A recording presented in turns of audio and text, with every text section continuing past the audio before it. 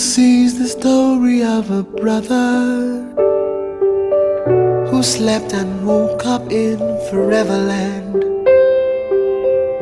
He looked around, nothing's familiar. He wondered how it got to be there. He took a walk around the city and saw this brick house with a small door. Walked into the room and saw a man in white. Nous n'allons pas oublier de saluer également nos très chers téléspectateurs qui nous regarderont par la suite, poursuivront ce message par la suite, tout en réitérant que le temps que nous disposons à Dieu n'est pas une perte. Alléluia. C'est un gain. Parce que pendant que nous lui disposons nos minutes, lui travaille dans nos vies par rapport à son plan éternel. Alléluia. Donc c'est un privilège de disposer même son temps à Dieu. Et toi qui le fais, compte-toi heureux.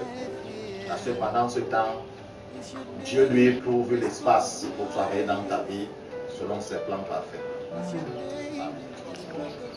Donc, soyez davantage les bienvenus dans la sainte présence de notre Dieu. Ce matin, donc, par sa grâce, nous voulons continuer à nous édifier dans ce thème que nous avons abordé il y a quelques semaines. Et en nous interrogeant, ou pour mieux dire, en nous interrogeant, mais pour pouvoir lever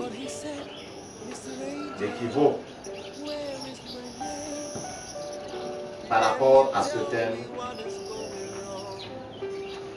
nous nous posions la question, est-ce que la grâce, ou l'aide de la grâce dans laquelle nous sommes, cautionne-t-elle le péché? Et tout au long de notre développement, nous avons pu comprendre que cette grâce, cette aide de la grâce ne cautionne pas le péché. Même si le sang du Fils de Dieu, l'agneau parfait pascal, a été offert sur la croix, cela ne donne pas à la personne qui s'est engagée avec Dieu dans la nouvelle marche ou la nouvelle vie de se revêtir de la grâce et de prendre le sang de l'agneau comme un effaçoir magique afin de continuer dans le péché. Les textes que nous avons lus en Romains, que ce soit dans Galates, nous ont fait clairement comprendre que la liberté dans laquelle le Seigneur nous a introduits, si et seulement si nous sommes engagés avec lui, n'est pas un prétexte pour selon la chair. Alléluia. Mais nous sommes plutôt appelés à vivre selon l'esprit. Parce que la chair est devenue esclave du péché. Raison pour laquelle tout ce qu'on fait selon la chair devant Dieu, c'est un péché. Même si devant les hommes, ça paraît être la perfection, mais devant Dieu, c'est un péché. Par contre, la marche selon l'esprit, c'est dans cette marche que nous commençons à fonctionner au-dessus du péché.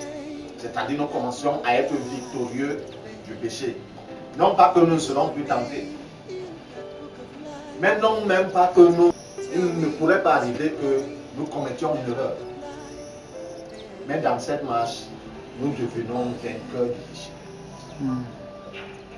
Ici donc, pendant que nous sommes en train de nous exercer à vivre dans la vie et qu'il arrive que nous commettions un péché, c'est alors que l'apôtre Jean, dans sa première épître, au chapitre 1, au verset 9, nous fait comprendre que si nous confessons dans nos péchés, il est fidèle et juste pour nous pardonner et nous purifier de toute iniquité.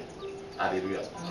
S'il n'est pas dit que pendant que nous continuons à marcher dans la chair ou à vivre dans le péché, sous l'aide de la grâce, c'est en ce moment qu'il va. mais parce qu'il nous voit nous détournant du péché et nous engageant dans la vie de la justice selon l'Esprit, que s'il arrive, parce que c'est une nouvelle vie, c'est un nouvel apprentissage. Et il n'est pas attendu d'un apprenant, quelqu'un qui vient de s'engager dans un métier quelconque ou dans une activité quelconque, il n'est pas attendu de lui tout de suite la perfection. Alléluia. Si dans le domaine naturel, cela est considéré à combien plus fort est-on dans le domaine spirituel. C'est pourquoi Dieu sait qu'il peut arriver à celui-là qui s'est engagé dans la marche selon l'esprit du péché. C'est pourquoi il a mis cette disposition en place afin que s'il arrive, parce que plus haut dans cette épître, dans un Jean, il écrit que je vous écris ceci, mes enfants, afin que vous ne péchiez point. Alléluia. Alors, mais s'il arrive que vous avez péché, tournez-vous vers Dieu et confessez ce péché. Alors, Dieu est fidèle et juste pour pardonner, purifier.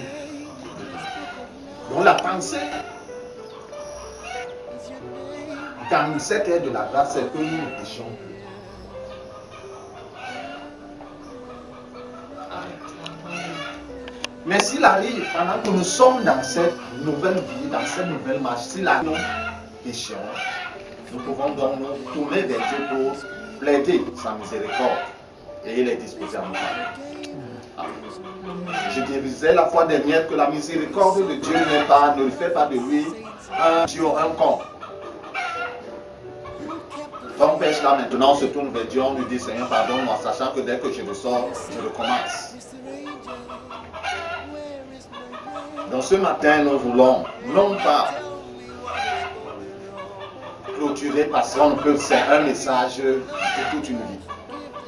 Mais nous voulons, si on peut dire, fermer les guillemets et continuer dans que le Seigneur nous réserve par la suite en lisant dans l'Épître aux Hébreux, dans le chapitre 10,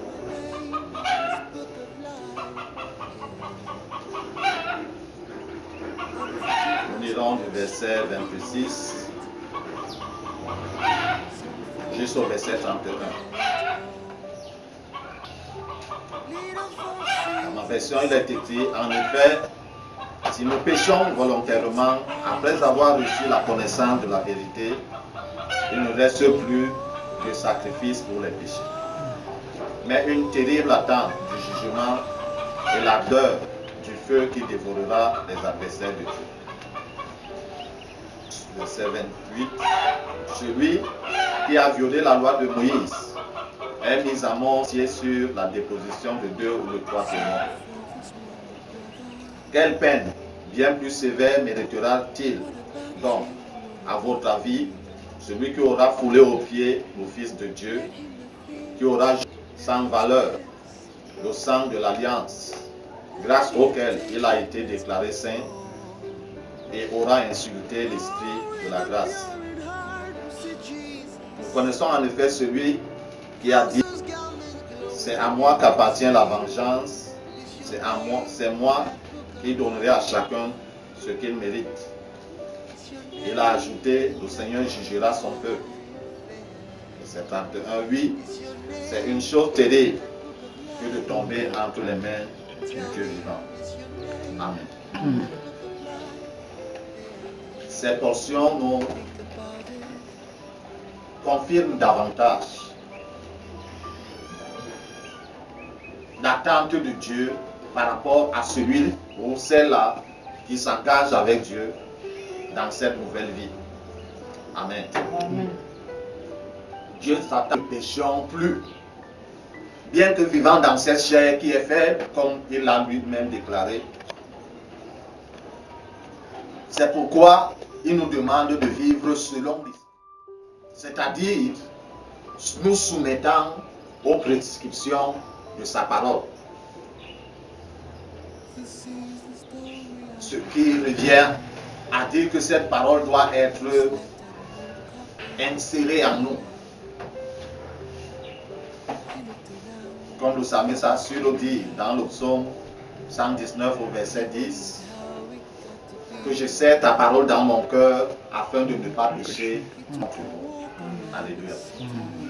Comment pourrons-nous serrer dans la parole de Dieu dans notre cœur? C'est tout au moins en la lisant. Alléluia. En disposant le temps, créant le temps dans notre emploi du temps quotidien pour la lire et l'étudier, la méditer, afin que ces lettres écrites sur le papier puissent être écrites sur les tables de notre cœur par l'Esprit de Dieu. Alléluia. C'est en fonctionnant désormais sur ces lettres écrites sur les tables de notre cœur que nous serons de jour en jour vainqueurs du péché. Et nous serons en train de marcher avec Dieu, lui qui sait qu'il peut arriver au cours de cet apprentissage qu'on fasse une faute, qu'on commette une faute. Il est donc disposé à nous pardonner. Alléluia. Mais il nous est dit ici que si nous péchons volontairement,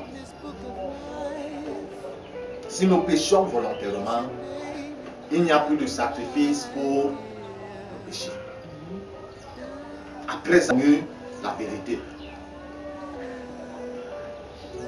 Ainsi, il est totalement exclu cette pensée ou cette prédication ou ce courant de prédication qui nous fait croire que quand tu es sauvé une fois pour toujours.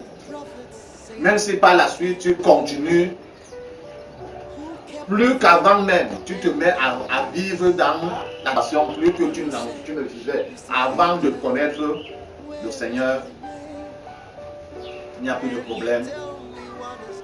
Donc ce courant de message est totalement banni au travers du texte. Parce que lorsque nous nous mettons à pécher volontairement, c'est que nous sommes en train de considérer Dieu comme étant un con. Est-ce qu'il sait même ce que je fais? Est-ce qu'il voit même où je vais? Alléluia. Qu'il comprend même la situation dans laquelle je suis.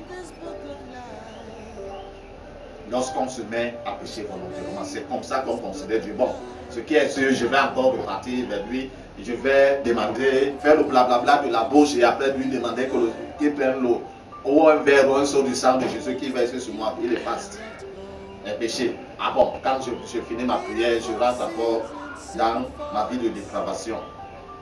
Ce n'est qu'on peut jongler de cette manière, n'est-ce pas? Mais Dieu n'est pas un con.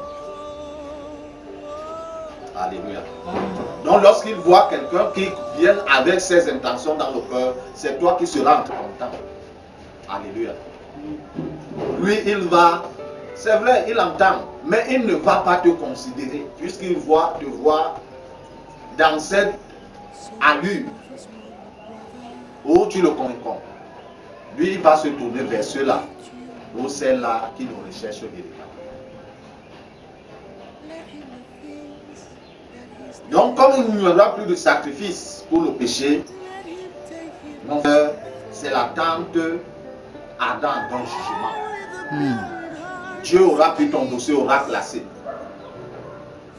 Si tu ne meurs pas avant le temps et que tu te répands, alors il peut ressortir ton dossier pour mettre sur la table. Mais sinon, tu continues dans ce chemin, ce jour-là, tu seras surpris.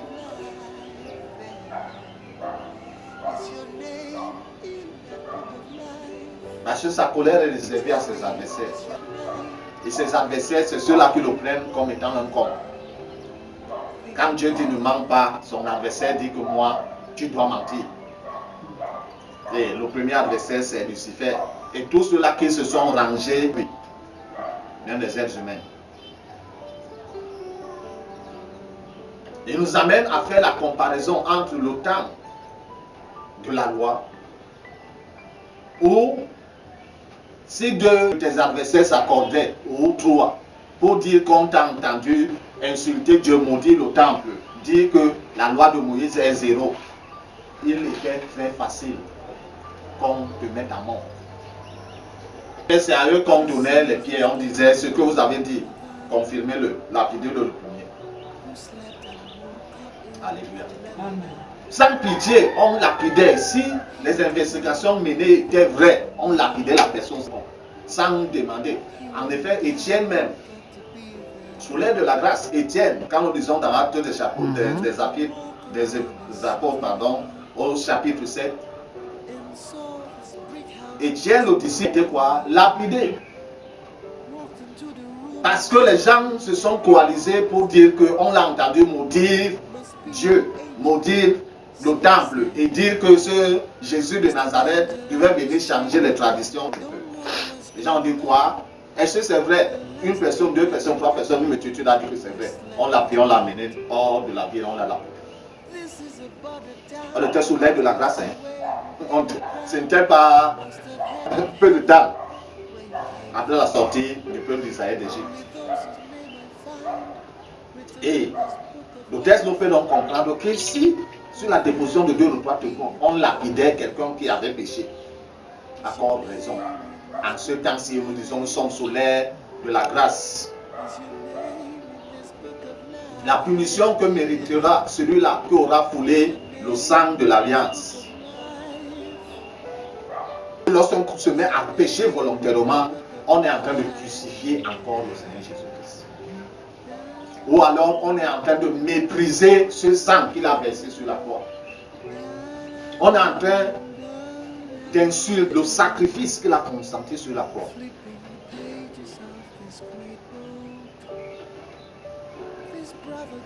C'est-à-dire que ce sang-là n'a aucune valeur. Et par-dessus tout, aura brisé l'esprit de la grâce. Nous parlons bien de la grâce. Aura méprisé l'esprit qui opère sous cette aide de la grâce. Lorsqu'on se met à pécher volontairement, après avoir connu la vérité. Mais nous pouvons comprendre que ce vent ou de doctrine ou de message est exclu. Alléluia. Il est exclu. Le porteur de ce message ou les porteurs de ce message, là, ce test nous amène à les qualifier. De quels messagers sont-ils? Et la Bible dit que Dieu est celui qui a dit: à moi appartient la vengeance, à moi la rétribution. Et en effet, il jugera son peuple. Et l'apôtre Pierre, dans sa lettre, disait que le jugement commencera dans la maison de Dieu. Il nous fait comprendre que c'est une chose terrible de tomber entre les mains de Dieu vivant. Donc entre les mains du jugement. On peut m'accuser et que Dieu me défende. Mais si c'est Dieu lui-même qui est en train de m'accuser, qui va me défendre? Parce que toutes les preuves seront là devant moi, que c'est moi qui suis en tort. Donc, bien aimé, le message, au lait de la grâce dans laquelle nous sommes, non pas le péché. Si tu entends ce message qui t'encourage à continuer dans la vie de Dieu, parce que tu dois apporter l'offrande de la dîme dans l'église et donner, ce prédicateur est en train de te tromper. Parce qu'il est très clair dans toutes les Écritures que l'aide de la grâce ne fonctionne pas avec le péché. C'est l'aide dans laquelle Dieu a donné à tout un chacun la capacité de vivre au-dessus du péché, de vivre en vainqueur. Il nous revient de retourner dans la parole, comme les chrétiens du Béret faisaient quand on lit dans les Actes des Apôtres chapitre 17. Ils sondaient l'Écriture pour comparer le message qu'ils recevaient et celui qui est écrit.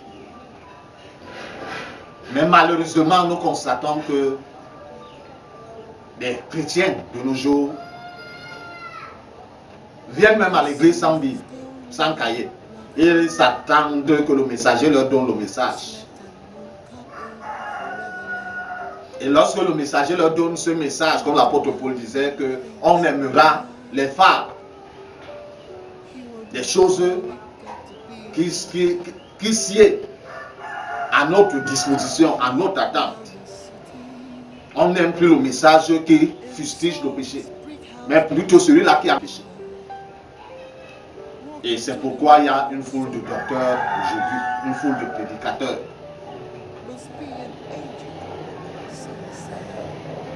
Qui, au lieu de considérer la prospérité spirituelle des membres qui leur sont issus, ils fonctionnent ou alors ils mettent tous leurs efforts pour les voir prospérer dans le domaine financier, matériel et social. Mais seulement, chacun se tiendra ce jour devant Dieu pour rendre compte de comment il a mené ça. Et personne ne trouvera d'excuses. Dire que non, c'était mon pasteur tel qui m'avait dit ceci et ceci. Dieu va te demander, t'étais-tu référé à ma parole? C'est pourquoi la parole de Dieu est disponible toujours. Même dans les pays les plus stricts par rapport au message de l'évangile, la Bible parvient quand même à circuler, même si c'est page après page. Alléluia. N'en parlons pas des pays où on permet que l'évangile soit prêché. Et les versions sont multiples, traduites en plusieurs langues. Personne n'aura d'excuse. Et si Dieu interpelle la conscience de tout un, afin qu'en ce jour, on ne soit pas surpris de présenter à Dieu que Seigneur, non, j'étais un bon église depuis tel, j'ai eu à parler en langue depuis 18 000 ans, et ceci, Dieu va lui-même son registre, pas le registre de l'assemblée à laquelle tu appartenais. Lui va ouvrir son registre et te dire, lis. Ni ton nom commence par quoi? Ni toi-même. Tu vas lire tous les noms de la lettre, première lettre de ton nom, tu vas lire, tu ne vas pas trouver ton nom. Il va te dire, toi-même, tu as vu. Alléluia. Parce que ton pasteur, bref, ton leader sur lequel tu t'es reposé, ne t'avait pas donné le message que tu dois te pécher pour vivre selon la justice de Dieu. Bien aimé, on ne parlera pas assez, le temps manque. Mais juste ce mot d'aide dans laquelle nous sommes entrés et qui est en train de courir vers sa fin ne cautionne pas le péché. Si tu vis dans le péché, parle même en langue depuis 100 000 ans. Ta place, si tu ne te répands pas avant que le temps ne s'achève, tu risqueras de te retrouver de l'autre côté, en enfer. Par contre, Dieu ne veut pas la mort du pécheur, et que le pécheur se répande, abandonne sa mauvaise voie et vive.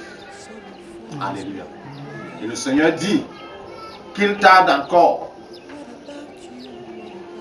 Nous ne voulons pas que le péché, mais qu'il se répande. Que le Seigneur bénisse sa sainte parole dans nos cœurs. Mais surtout que nous puissions la garder dans nos cœurs et la mettre en pratique. C'est ça l'essentiel, le plus important. Au nom de Jésus-Christ de Nazareth. Where is my name? Can you tell me what is going wrong? I'm a pillar in my local church, give the offerings and the tithes, feed the poor and have myself a good name. Is my name in this book of life? Is my name in this book of life? Here, tell me, is my